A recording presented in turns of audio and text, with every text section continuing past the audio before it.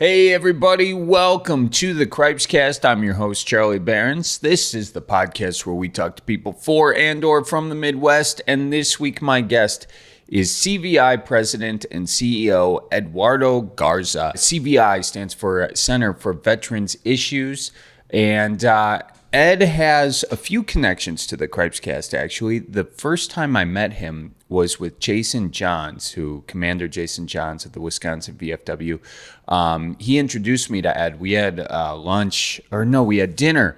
It was dinner, yes, over at O'Brien's in Milwaukee on what is that? I think it's on 49th and Volete. And I will say it's an Irish pub, and I got some tacos. So, that's a real interesting move, Charlie. Why did you get tacos at an Irish pub? Because the tacos were the special. And I will say this about O'Brien's. When you go to a fancy restaurant and they start listing off the specials, I tune that out because that's just code for this shit's more expensive.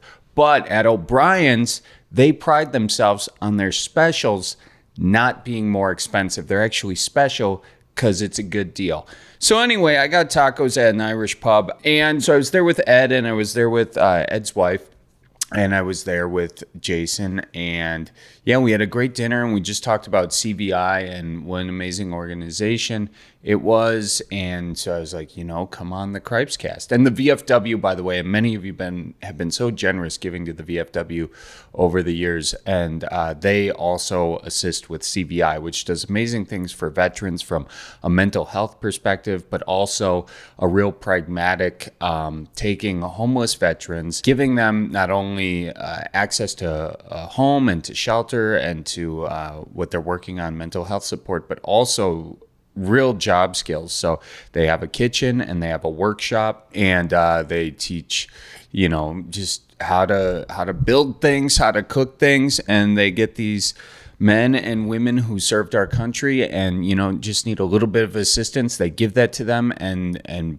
they get incredible employment opportunities from this. So that's just a piece of what CVI does, but that's one Cripescast connection that Ed has. Another Cripescast connection is this: CVI is headquartered in the near west side of Milwaukee, the near west side neighborhood. And this is right on Wisconsin and 34th. And who runs the near west side? That's Keith Stanley, who is also a guest on the Cripescast. So a couple Cripescast connections in this podcast.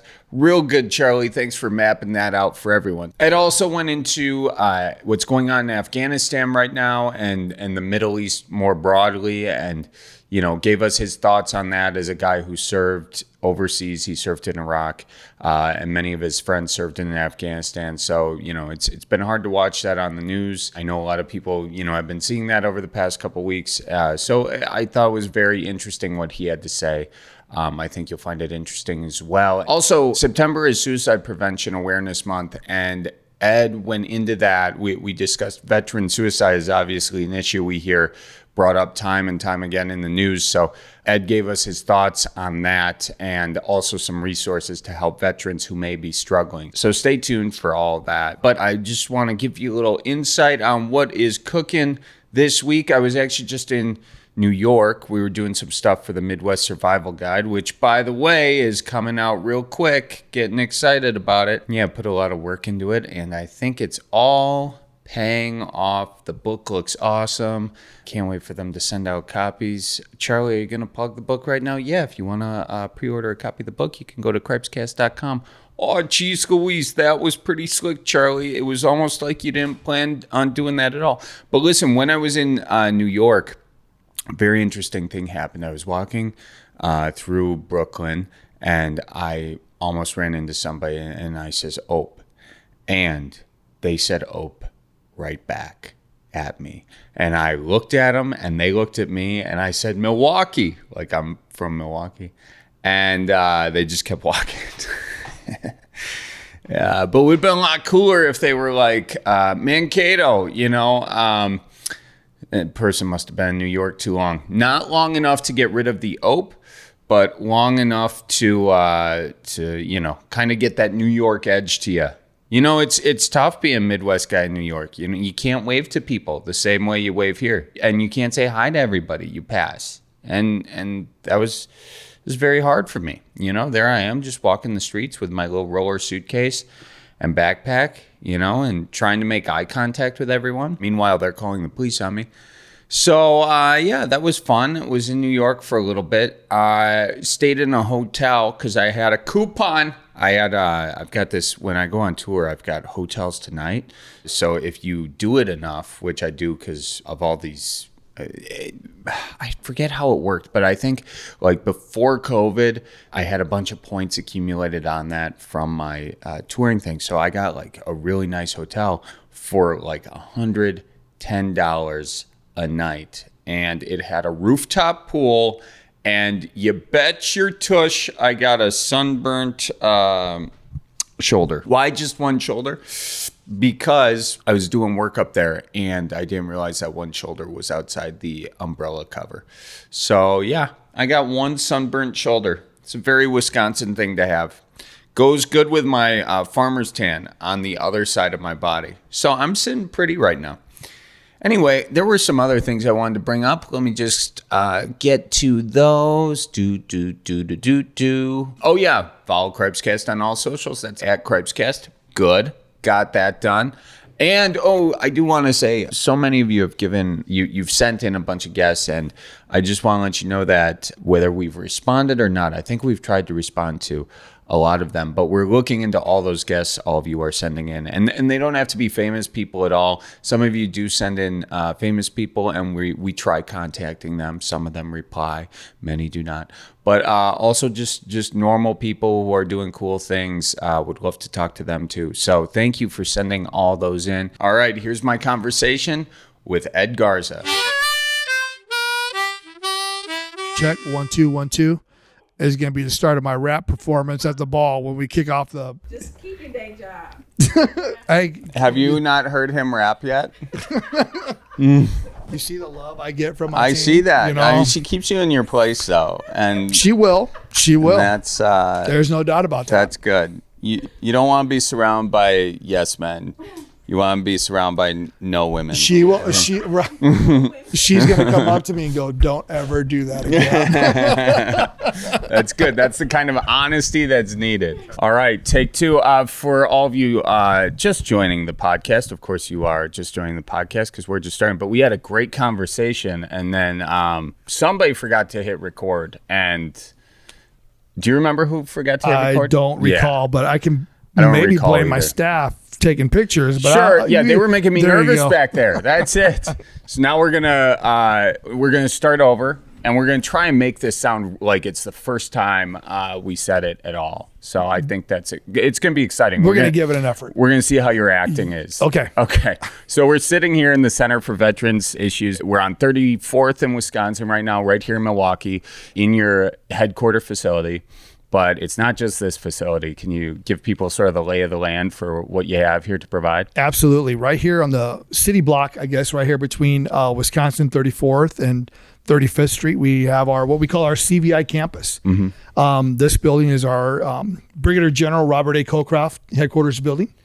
And here we provide many services that provide basic needs or just living services or housing, things that we can help our veterans with. But up the road, just north of here, we have our Vets Place Central, which we can house up to 74 men in our transitional facility, where they basically live with us. They get 3 hot meals a day. They go through training. They get remediation. We can help them get to the VA, give them counseling, medical treatment, anything they need to be successful. We can provide that.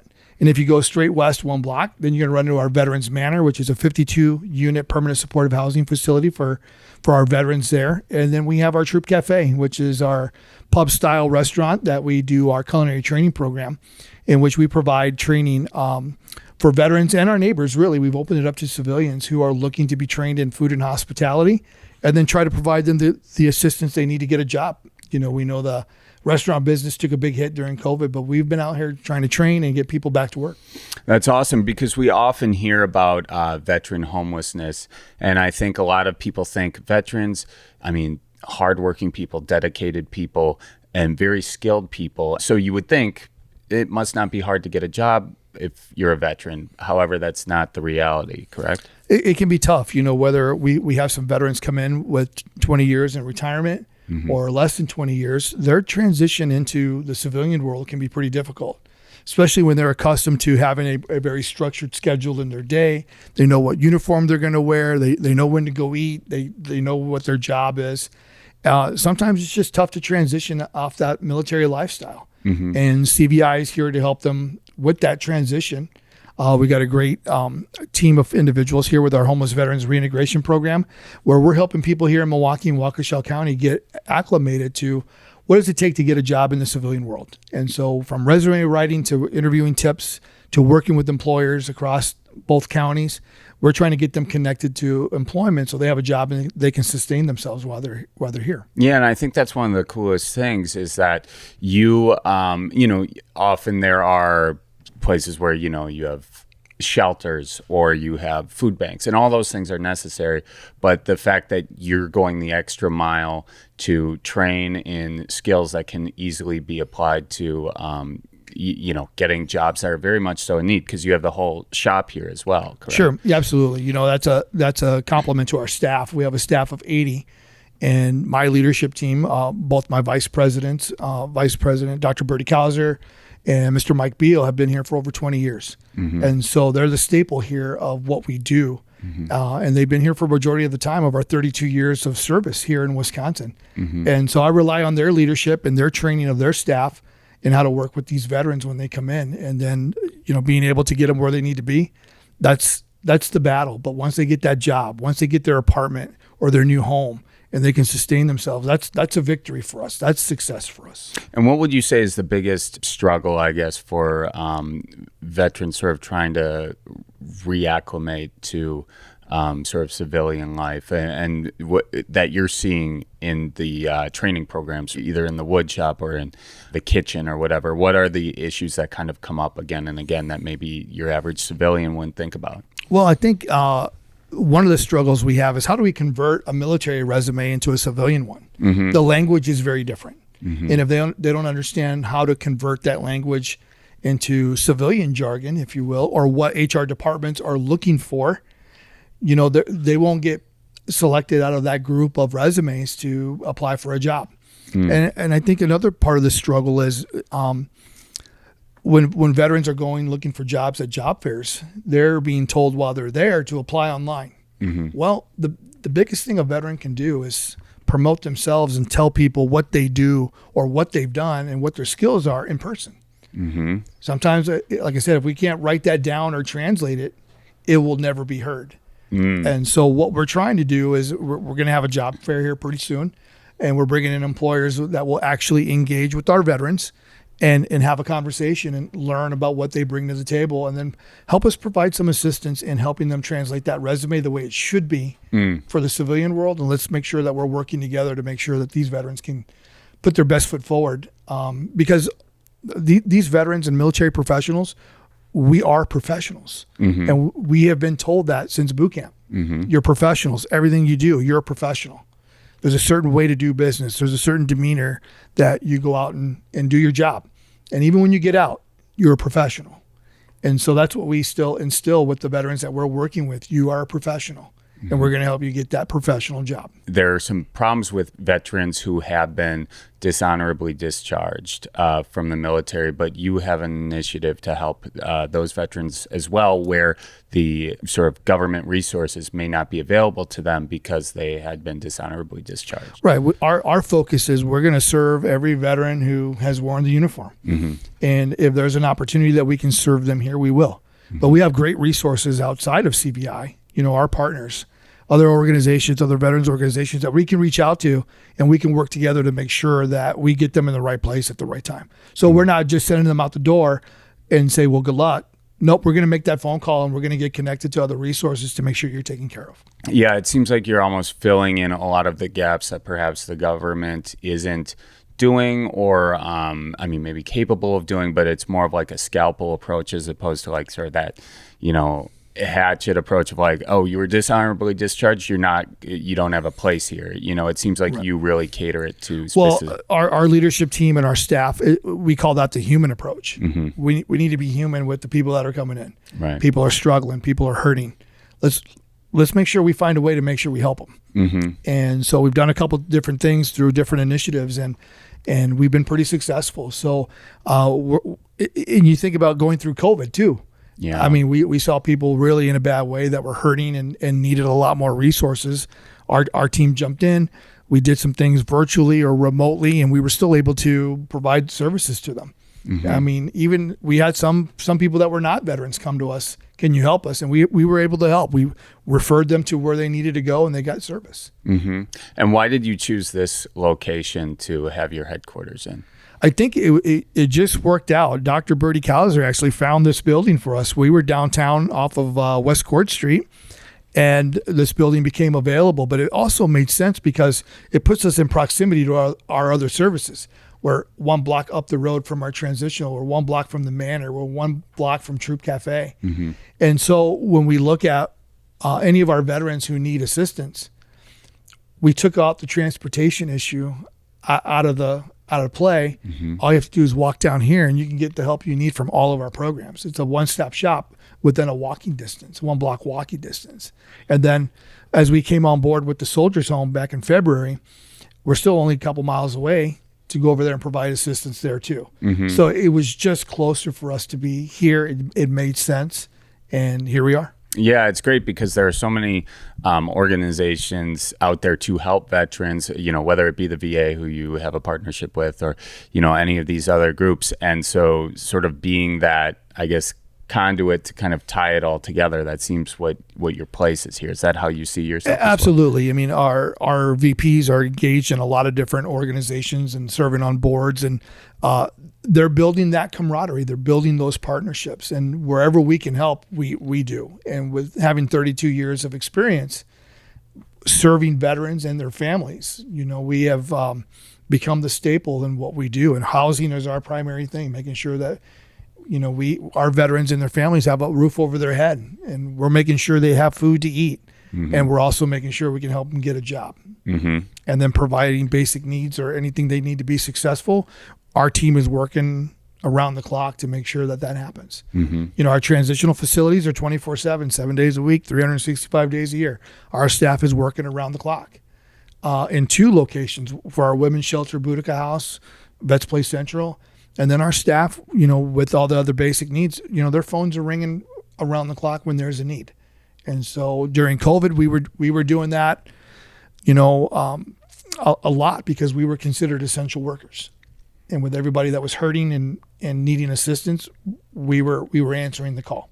And perhaps post-COVID or pre-COVID, what would you say the biggest trouble spots are, the spots you wish you could get more resources dedicated toward? It's expanding into these other cities that we have offices in. We have offices in Green Bay, Eau Claire, La Crosse, Fond du Lac, Waukesha, and down in Racine. So we're improving our effort to build those networks in those locations because we have offices there and we have veterans across the state. We want to make sure that we can mobilize pretty quickly to get out there to provide them the support that they need. But a really cool part is we developed a web and mobile app called CVI Help. Yeah, we were talking about this the other night. Right. This is very exciting. So the app can be downloaded for free off of Google or the Apple Store. And basically what that app does is helps connect people to resources around the state with whatever they may need. Housing, basic needs, medical, anything that they could look for, it's on that app. And a big contributor to that was the VFW, Department of Wisconsin. Yep. They're a big sponsor powered by the VFW, and they're helping us make sure we get the word out just to make sure that these folks know we have an app, there's resources out there, and how do we connect. And really the cool part is we've got over 900 services listed on our app from 827 different partners across Wisconsin that are on board, ready to help. And my biggest thing is, hey, if these folks call, we need you to answer the phone. and they're all dedicated to make sure that phone gets answered when people call. So we're really excited about that. And, in the past, there have been hotlines and all that sort of stuff for this type of thing. But what makes an app different than that? Or what's the benefit to an app over, the traditional resources that have been available? Well, I think it's very hard to run into anybody who doesn't have a phone. And so the more we can get the information out that this is on their phone, the more likely that they will look and take the time to find those resources. And we learned this through COVID. We put this together through COVID with everybody being remote, working from home, or people not coming into the offices. We can still communicate with them and still get them connected. Especially with September coming up, which is Suicide Awareness Month. And there, we always hear the statistics about veteran suicide. That's a big thing. There is a function on this app for that as well, is there not? There is, yeah. For on the medical part, you can find services for counseling or to hospitals and outpatient clinics and a lot of different resources who are willing to provide assistance to people who are in need of mental health counseling. So the app also has 56 safe places located on the app for in case anybody needs a safe place to go. Those resources are listed on the app, and it's pretty awesome. It is, because I don't think that there's another app like this that exists yet. Is that correct? There is an app similar to this because of the company that we worked with, Informal Design, out of Pittsburgh. But Pittsburgh, it's called bigberg.com. Okay. And then down in Kentucky, it's called Louisville. Okay. Or Louis Connect, excuse me. And so this type of app is being expanded in different cities and states. And so right now we're doing an amazing job. The people of Wisconsin have been great supporting it. And we're going to continue to build this up as a tool that will help people. And the most amazing part that we've been able to do is that anybody who wants to have their resources on our app, it's free for them. All they need to do is contact us, and our marketing team will get with them and on the back end get all their information up on the app, and we can get it running in about 48 hours for them. That's great. Now, what is your background? As far as my military career? Yeah, well, let's give this, because you live in Wisconsin now. You got a great fishing boat, and you should see the pictures of this boat. It's fantastic. I was invited out on it. Unfortunately, I was working too much that week and couldn't.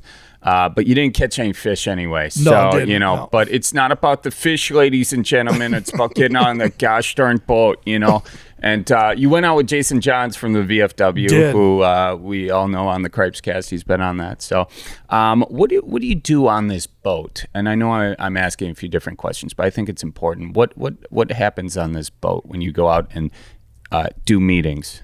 There's a lot of storytelling. There's probably a lot of lying. Yeah, on a fishing boat? Come on. Well, get out of here. You're not supposed to say that publicly, though. Okay. Yeah. Well, we're telling fishing stories. I guess so. And I already outed you for not catching any fish on that day. You should have lied to me, though, so that was your problem, I think. But I think, it's just about being out in the water and just having a conversation about whatever it is we're talking about. I mean, the tool is the boat. The game is fishing. Yeah. But what are we really doing? We're catching up. We're having a conversation. We're strategizing. What are we going to do next? Or how do we do this? And so I've been involved with a lot of different groups. And one that's very near and dear to my heart is Healing Patriots. And that was a group I helped start with a couple good buddies out there. And we take out injured police officers and first responders and veterans. We just take them out for a day of just getting away from reality and take a break, and let's go out and be on the water. Let's go fishing. Yeah. Because once you're out there doing that, or you get that first fish, your mind takes a break, and you can just smile and laugh, and you have a good time with it, and you got a story to go for a while, and you create some memories that are positive. And so Healing Patriots does a really nice job with that. Very proud of those guys. But it became a tool for me when I was really struggling with PTSD when I came back from Iraq, and I needed an outlet. I didn't really have a hobby. I just isolated when I first came back. And so I needed something to do, and I started to go fishing, and I really enjoyed it. I did it as a little kid, and now I do it as a big kid. And so now I get to do it with other big kids and have a good time with it. And at the end of the day, we're all together. We get off the water. We'll have a barbecue.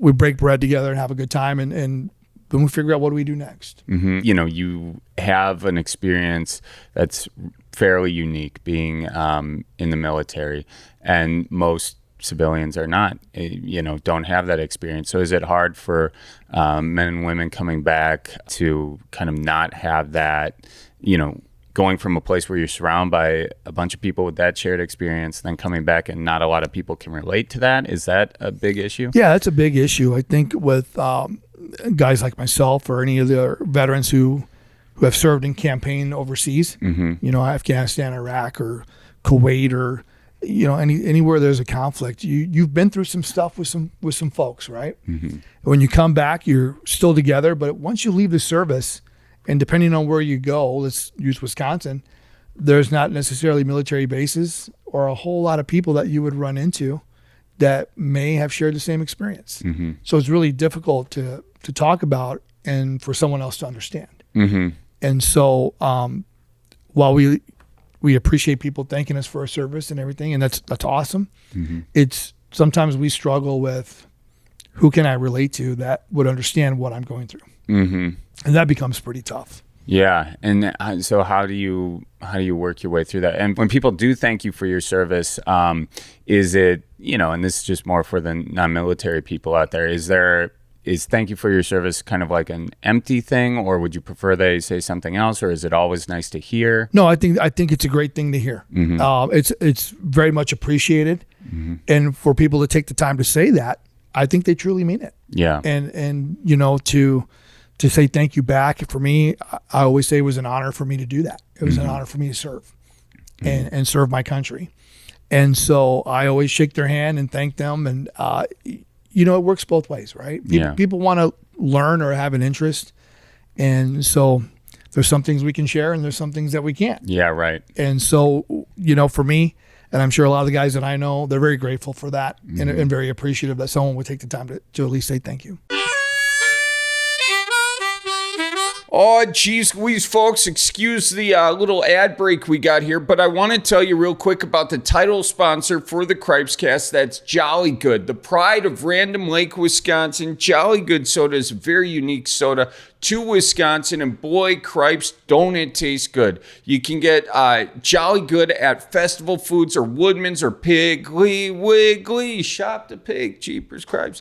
Or any other grocery stores that you see. And if they don't got the Jolly Good, just knock on the manager's door, okay, and say, hey, where's the Jolly Good guy? And, if he can't point it to you, you say, well, jeepers cripes, next time I come in here, I want to see that Jolly Good on the shelves. So a good healthy dose of harassment goes a long way. Not like bad harassment, though. We don't want you getting arrested over Jolly Good. The soda's good. It's real good. It's Jolly Good, but it's not worth that. Okay, no arrest necessary. Real good soda, though. Did I mention that? Oh, and you can also order Jolly Good soda online at jollygoodsoda.com. And folks, I also want to thank another Wisconsin company, Duluth Trading Company. Wait, Charlie, Duluth's in Minnesota? Yes, it is, but they are headquartered right over there in Mount Horeb, Wisconsin. It's a great, fantastic Midwest clothing company that focuses on clothes that, they got a reason to be on your body. That you're not just going out there walking the runway with Duluth Trading Company clothes. Why? Because that's not what they're for. I will say, though, you do look very fashionable in them. Okay, there's nothing sexier to me than cargo shorts, honest to Pete, and the little hammer loop and all that sort of stuff. But, that's not like what you're going to see at the fashion shows in New York or whatever, the Met Gala or however in the heck you says it. But I honestly think if you did add some of those, it would really go a long way. Anyway, they are just comfortable clothes. They feel good. They move and they help you do all the stuff you got to do for your Midwest life. Okay, so check them out at DuluthTrading.com. Okie dokes, back to the podcast. Well, let's get into your story. So you live here now, but you're originally from San Diego. From San Diego, yeah. My dad was career Navy. And then I went to South Dakota to go to school. Okay. And played baseball, and then left there to go to Texas and teach. And then I joined the service in 1999 in the Navy Reserve. And then, I was a school teacher, school principal. And then, you gave me principal vibes. You did. I had this deep-seated kind of fear of you. I don't know where that came from, but now it all makes sense. Well, you can't listen to Jason all the time. Yeah, Jason did say some stuff, which gave me a little concern when I was first going to meet you. But then I saw you, and there was a look in your eyes. I was like, oh man, what am I in trouble for? No, I'm kidding. No, it's all good. I can see you as the principal role, though. I was. Can you give me a look of death, like someone did? What grade was it? Oh, there it is. Middle there school. It is. Jeez, yeah, middle school. Yeah, it's a whole nother level. Yeah. Okay. Yeah. Jeez. That's a whole other podcast. We can absolutely, talk about. Absolutely. But you were doing that, and then I joined the service, and really, I entered the service as an enlisted sailor, and worked my way up to get my commission to be an officer. Mm-hmm. And shortly after I got commissioned, it was close to 5 months after I got my commission, I was stationed in New Orleans, Louisiana, and Hurricane Katrina came through in 2005. So I was involved with search and rescue operations in New Orleans, trying to help people get situated and get rescued off rooftops. And I was in New Orleans 5 days after Katrina went through, and was there for about 8 days helping on the search and rescue. And then a few weeks later, Hurricane Rita came by, and here we are doing it again. Wow. And then shortly from there, I went to D.C. and was stationed there. And then I got my orders to go to Iraq from April 2008 to April 2009. And then came back and got into recruiting in the military, in the Navy. And then I retired and started working at Concordia University, Wisconsin. Mm-hmm. And that was just under 6 years. And then I got my calling to come to CVI. And I really look at that as a calling, because it takes a lot of special people to do this kind of work, because we are definitely doing God's work and helping people in some very difficult times. Yeah. And to be able to come out on top and provide these folks just basic things that they're struggling with is really a reward as a person, as a human being. And so the success that CVI has had is because of the long history and because of the people that do the work. Mm-hmm.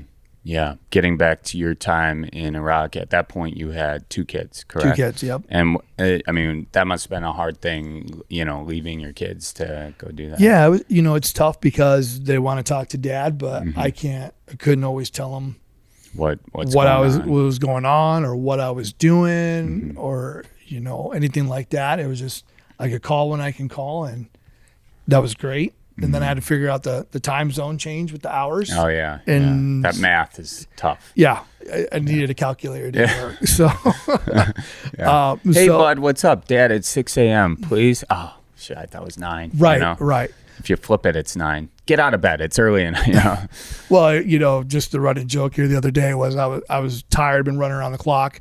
I tried to call somebody using my calculator on my phone, and I was upset because I couldn't hit the send button.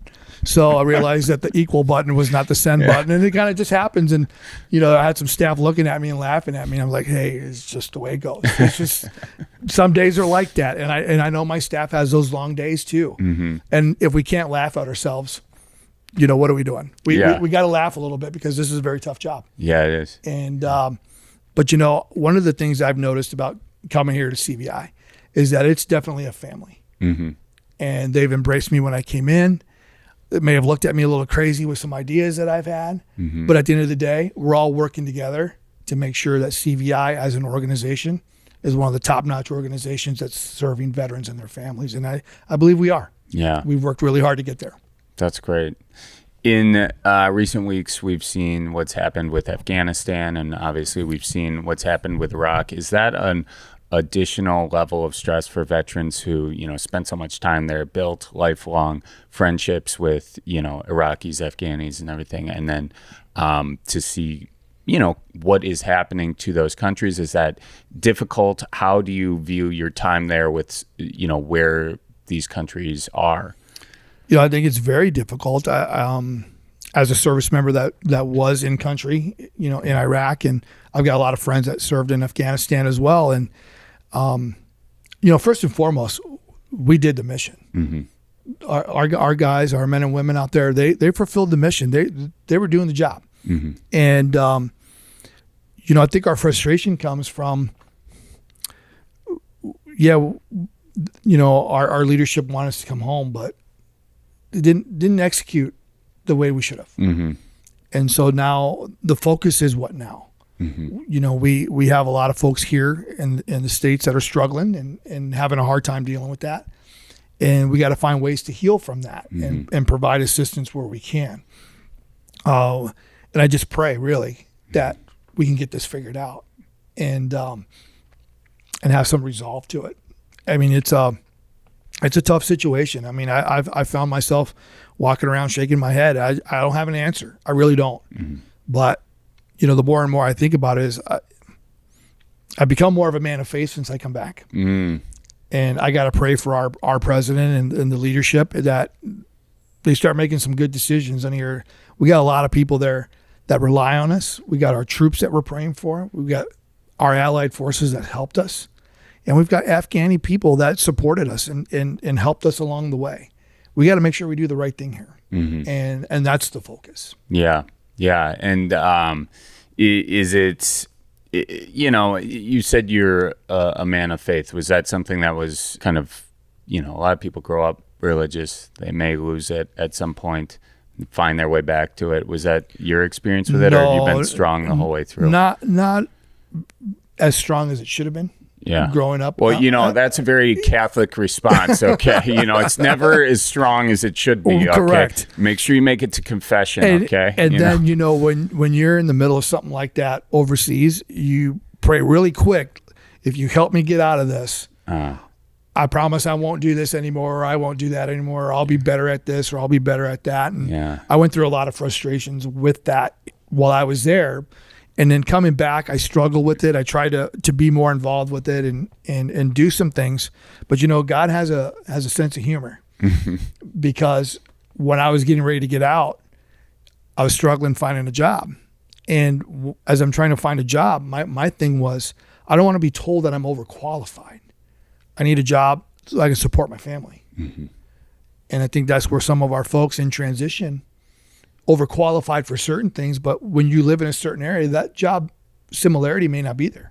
Right. And so we got to find work. We got to be able to support our family. And so as I'm trying to transition out of the military, 2 weeks before I got out, and it's real funny because I told you guys it has a sense of humor, especially with me, I got hired to work at Concordia University, Wisconsin, which is a Lutheran-based college.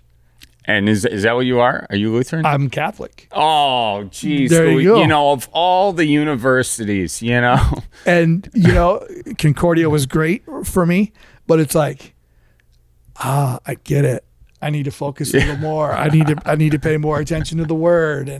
And so when I went there, that's where it kind of really helped me understand a little bit more with my faith. Yeah. And so I thank Concordia University, Wisconsin for that opportunity to work there. Yeah. And it just goes to show when I was struggling the most, the sign came in, you're going to work at Concordia. Yeah. And it's a religious-based school. Yeah. I'm like, okay, I'm listening. I'm going to go with that. Yeah. Yeah, that's great. That's great. Yeah, you can go through all the Catholic jokes too. It's like, well, I'm not marrying the university. Okay, mom's going to be fine with it. Okay, we're doing a full mass at the, I'm going into a little meta here. Right, but now for the people listening who kind of want to help out in some way, what ways can they help this initiative grow? Come volunteer.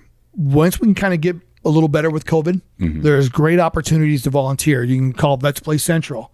Our folks are always looking to do things over at Vets Play Central. You can come volunteer here at our headquarters.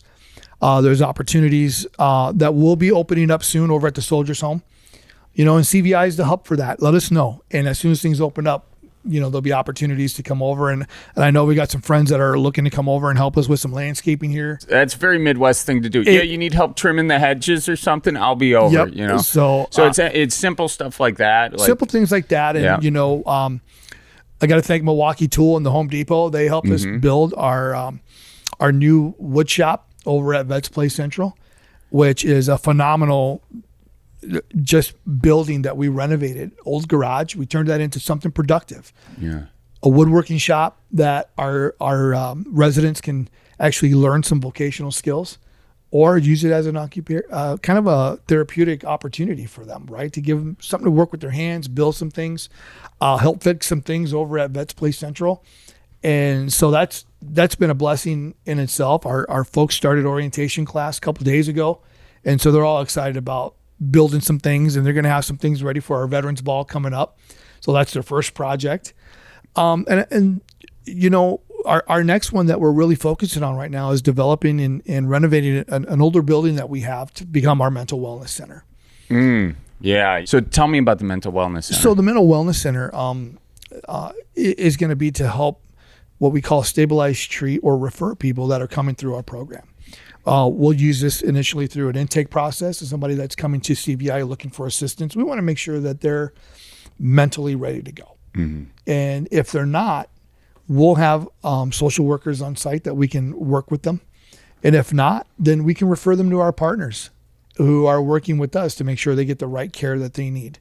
And so it's a blessing. It's going to take a couple of years to raise a few dollars to get the initiative up and running. We got to renovate the building and get that up to code.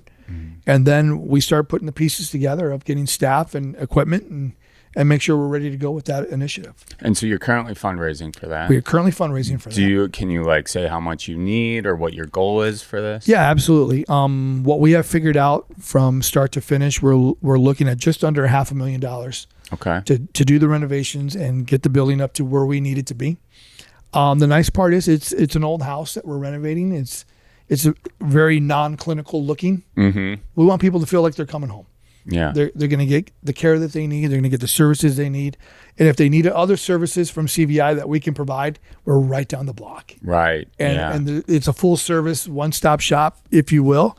And it's going to be great. And, you know, we have received a lot of great interest from our friends, our partners who are interested. We have a couple donors who are learning more and wanting to come take tours.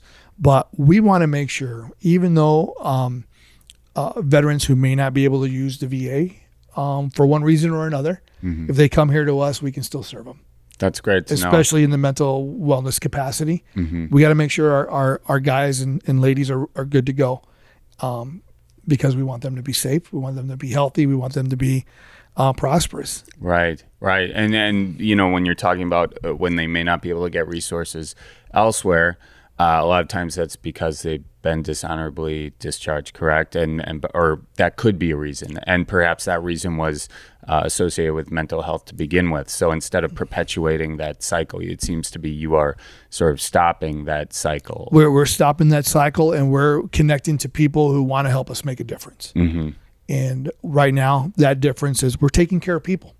And there's people that need help. There's people who don't want to admit that they need help. I was one of those guys when I first came back. I didn't want to admit that I needed some help. And why not? Just because I thought, for me, you know, I survived in a very tough environment for a long time. I'm good to go. Well, no, the people around me said, you're not good to go. And you got to listen to those people and get connected to other people so they can share their story with you and go, hey, look, I understand what you're going through. I've been there. I've done that. But let's make sure we go get some help together. And I think that's been the great part about CVI is we've got so many staff. They don't just serve as an employee. They're really an advocate. They're a case manager. They're a brother. They're a sister. And we care about them and want to make sure they're good to go. And so we take on a lot of different roles here other than our job title. And that's because we want to make sure these folks are taken care of. Let's say there's a veteran out there who may be, you know, having in the back of their head, like, I got some things going on, but they're putting on a good face. And as you said, I mean, they've been able to go through war zones, you know, and that's what they're trained for, to kind of like, and you tell me if I'm wrong, but be in the moment, basically get the job done. And then, you know, you're good. Right. But here, it's not as easy, I think, with mental health to know, like, am I on the right track or not? What would be some of the warning signs if someone's out there listening, like, oh, maybe I should seek help? Are there warning signs you would say to look out for? You know, when I'm just going to talk about for me. Okay. You know, I would isolate myself. I wouldn't engage in activities that I used to like. You know, I used to like to fish and play golf. I just wouldn't go. Or sometimes driving in traffic became very irritable for me because I needed to be moving. Yeah. Or just, friends wanting to get together and have a party or a cookout, I wouldn't even engage. Or doing things that to yourself that you thought would help you feel better. Those are all signs that, hey, maybe I need to take a step back. Maybe I need to make a phone call. Maybe I need to get connected with some guys that can maybe help me self-evaluate, and then also help me get to where I need to be. And that's what we're here. We're standing by. We don't judge anyone. What do you need? How can we help you? And then we help them get there and make sure that we follow up to make sure they're getting the care they need. Yeah. And let's say, they're worried about like, oh, if I enter this process, I'm going to I think maybe the fear would be, and this is just from a conversation I've had with another veteran, but they said they felt like they'd be stuck in that then, and it'd be a constant like checking in, and I don't know if I need all that right now. What would you say to someone who's kind of in that thing? Like, I feel like some wrong is going on, but if I enter this process, then it's just going to be a whole other thing I have to deal with. Like, how do you engage somebody like that? I think understanding that it is going to be a process, but go at your own pace to make sure that you can handle it as you go. Right. If it's a little bit here and there, stick with that little bit here and there, and maybe it will grow to a little bit more. You can't drink out of a fire hose with this, right? It's a process, and we want to make sure we take every little step to get there, but you also got to be comfortable with it. And I think that's communicating with the people that are helping you on what you need, so that you don't become overwhelmed, because you got to do what's comfortable for you and what you can handle. Yeah. What would you advise somebody who's thinking of going into the military? You were a recruiter for a little while. What would you advise, sort of given your whole experience up to this date with the military? I would say please take the time to understand what's going on. And going on, do you mean current events? Current events, yeah. Absolutely. Understand what's going on around the world. It's truly an honor to serve, and it's a privilege to do so. Not everybody can get in the service, but really understand, what you're signing up to do, because there's great benefits out there, absolutely, but once you're in there, there's an obligation that you got to fulfill. Right. And my best advice is just take some time, talk to some people. Understand what it's like, and talk to veterans. They have opinions, and they're going to share their stories, and it's a great tribute. I've had a lot of good friends who've had their sons go in, and they've come talk to me, and we've had the talk. And most importantly is, are you ready physically and mentally to do it? It's a challenge. It's a very rewarding challenge, and there's great pride in serving your country. But today, I would just say understand current events and the environment of what's going on around the world, because you never know what you could be in. And if you're ready for that, I'm all for it. If you're not, you really got to take some time to think about that. I don't want to get into specific politics here, but is it frustrating for veterans or those serving if they see, are there things that you see that perhaps a president might do that benefits them politically, but really doesn't benefit military personnel? Do you see that, or is that a main thought, or is that that's part of the deal? Well, I think it's a little bit part of the deal, but I think if you just look at the situation we're in Afghanistan right now, that is a tall tale sign of what we're dealing with. Right. I am confident that the troops out there are going to do the job, and maybe they want to do a little more, but that's not the mission right now. Right. And so it's really tough. I've been out for a while, and I don't hear the rumblings on active duty as if I was closer to a base or anything like that. But from the veteran community, it can be very frustrating, thinking we can do more, and we're not. We think about the troops, and they're coming home, and their families, and the people that have worked with us and helped us, and we want to make sure everybody's good, but how do we do that? And so that can be very frustrating when we don't know the direct path or the strategic plan for that. Right. I mean, because, you look at Iraq, Afghanistan, we've been there in some capacity, we're looking at 2 decades of it basically. And it's the culture clash, there's a lot of that. I mean, is it hard to feel as though you can really make a positive, long-lasting difference in a place that perhaps is very different from the U.S.? Or is it you go in and you just do everything you can do and hope for the best and pray, as you said? Yeah, I think we go in there and we do what we can do to make a difference. Even when we got there, we were changing lives right now. Right. Our troops are changing lives. They're getting people out. They're saving lives and giving people a new opportunity. And so that's what we got to focus on right now. Yeah. But along those same lines, what are we going to do for our troops when they get home? Because they're going to need that same love and care too. And we got to make sure we can help them heal as well. Yeah. Do you have any thoughts on, generally speaking, I know you're working in a very localized way right now, and you have partnerships, across the U.S., or you have these other organizations you work with. But is there something overall you think we could be doing better for veterans on a larger scale, like perhaps that the government could do to help veterans in general, if there were a couple things? I think one of the biggest things, there's a lot of different organizations out there that are dedicated to serving veterans and being part of the solution. I would say the big thing is to make sure we're all working together. Yeah, because there's a lot we can get into a lot of silos here in positioning ourselves. But if we all just work together to make sure we're fulfilling the mission, right, of taking care of veterans and their families, or taking care of the troops when they come home, let's just make sure that's a priority. Yeah. And if we can do that really well, the rest will take care of itself. Well, it's great because you're essentially doing that with your app, right? You're kind of connecting different organizations. So that could be one way to kind of like bring all these silos together. Is that sort of the mission behind the app? Yeah, absolutely. I think so. And it's because, one organization can't do it all. Right. One organization will have a lot of strengths, but may have some weaknesses. If we partner with other people, we start to eliminate those weaknesses and we have more strengths in what we do.